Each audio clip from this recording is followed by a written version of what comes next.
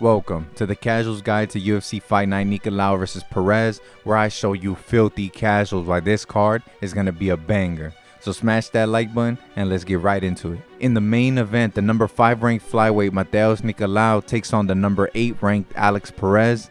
Nicolau was originally going to face a familiar foe in Manel Kape, but Manel pulled out and Alex Perez has stepped in. Nicolau is 19-3 and 1 as a pro and is 7-2 in the UFC so far. He has some great wins over Luis Smolka, Alan Gabriel, Felipe Efrain, Manel Kape, Tim Elliott, David Dvorak, and a knockout win over Mash Snell.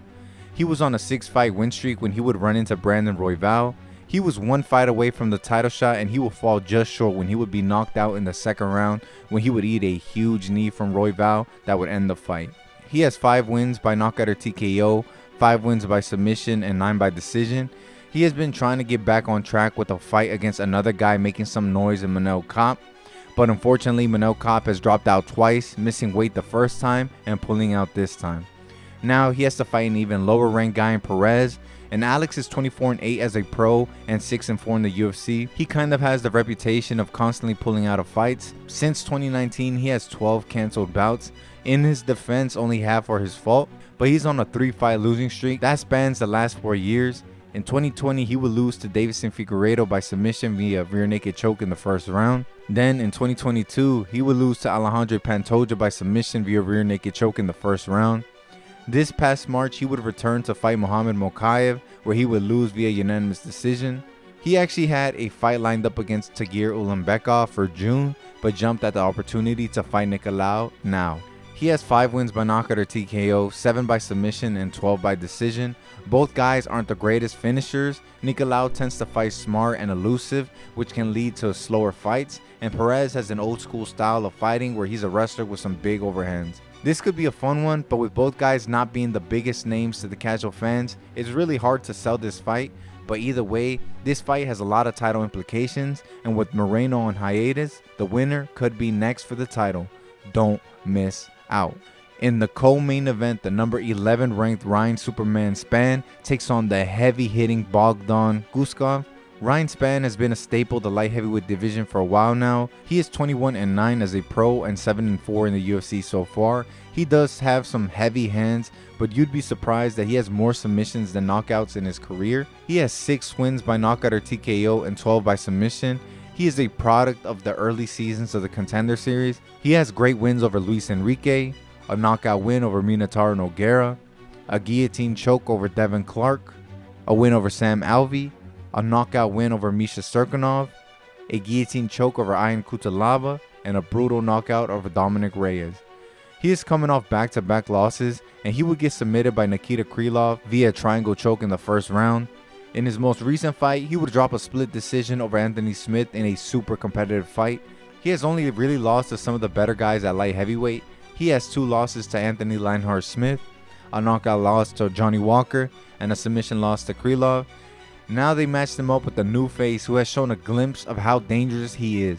Bogdan Guskov is 15-3 as a pro and is 1-1 in the UFC. He made his UFC debut against Volkan Ozdemir, where he would be submitted in the first round via rear naked choke. It was a disappointing debut for him, but he would show how powerful he is in his most recent fight. He would face off against Zach Puaga, and he would get a first round knockout where he would put Zach to sleep. He showed off his power. 13 of his 15 wins are by knockout or TKO, and the other 2 are by submission. All his wins have come by finish. He is a big finisher, but this is a huge jump in competition for him. Ryan Spann is much more well-rounded, and his ground game is good enough to give Guskov flashbacks to his debut. 2 big, powerful guys, 2 finishers at that. Whether this fight hits the ground or not, I can't see it making it a decision. Don't miss out. We get a fun matchup between ranked women's flyweight when the number 12 ranked Ariane, the Queen of Violence, Lipsky, takes on the number 13 ranked Karine Killer Silva.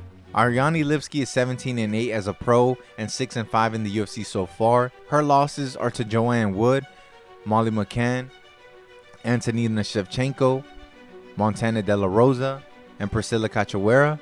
She does have great wins over Isabella de Padua, a nasty knee bar over Luana Carolina, a decision win over Mandy Baum, and she is currently on a 3-fight win streak with wins over JJ Aldrich, Melissa Gatto, and Casey O'Neill. She's one of the more exciting girls in the division. She always brings it, pushing the pace, and she throws her strikes so violently. She is matched up with Karine Silva. Silva is a little newer to the UFC, but she has gone 3-0 so far. She made her UFC debut against Poliana Botelho, where she would win by submission via Darce choke. She would follow that up with the knee bar submission over Ketlen Souza. In her most recent fight, she would lock in a first-round guillotine choke against Marina Moroz. She is a dangerous finisher. She has finished every single one of her wins. She has 8 wins by knockout or TKO and 9 by submission. This is a super fun fight between two girls who like to finish their fights. Don't miss out. We get an explosive heavyweight matchup when Austen Lane welcomes Jhonata Diniz to the UFC. You might not be familiar with these guys. Both these guys finish fights, and I mean that 100%. Austen Lane is 12-4 with 1 no contest, and so far he is only 0-1 with 1 no contest in the UFC. He earned this contract on his second attempt on the Contender Series, where he would TKO Richard Jacoby in the first round. His UFC debut would not go as planned when an unintentional eye poke 30 seconds into the fight with Justin Tafa would end it, leaving everyone yearning for more. But the fight would get rescheduled and he would get knocked out in the very first round. He is a heavy-hitting heavyweight with 11 wins by knockout or TKO and 1 by submission. He has never gone to a decision. It's kill or be killed for Lane. And he is facing the heavy-hitting Brazilian Denise. He earned this contract on the Contender Series when he would knock out Eduardo Neves in the first round. He is still green as a pro. He is only 6-1. He only has 6 fights, but all 6 of his wins have come by knockout. This matchup is straight fireworks. This fight will not last long, and don't miss out. We get a classic matchup when the veteran Tim the Dirty Bird Means takes on the young and dangerous Uros the Dr. Madic. Tim Means is not only a veteran of the UFC, but a veteran of the game. He's one of the vets that I feel don't get enough love. He is 33-15 with 1 no contest, and he has gone 15-12 with 1 no contest in the UFC. He has heavy hands as 20 of his 33 wins are by knockout or TKO. He is a certified scrapper. He is always pushing the pace and getting in his opponent's face. He has been up and down in the UFC throughout his run, and his most recent fights reflect that too.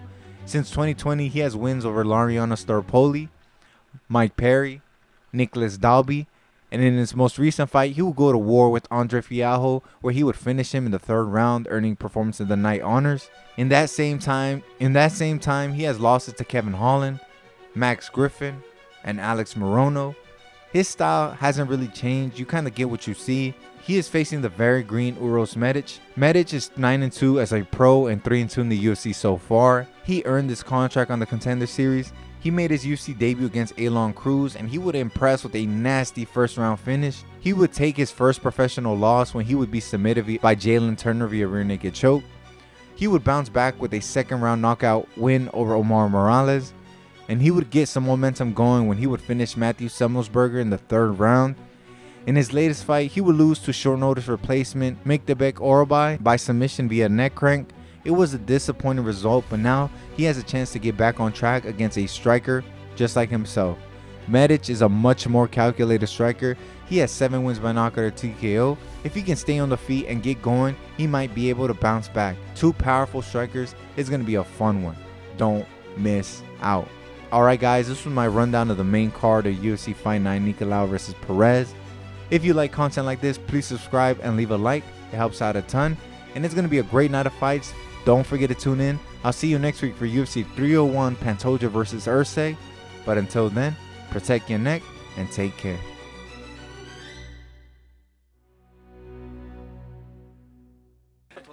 They talking crazy about you. They said brother, they smash who you. cares? Who cares, brother? Who cares, brother? Who cares? Today, smash.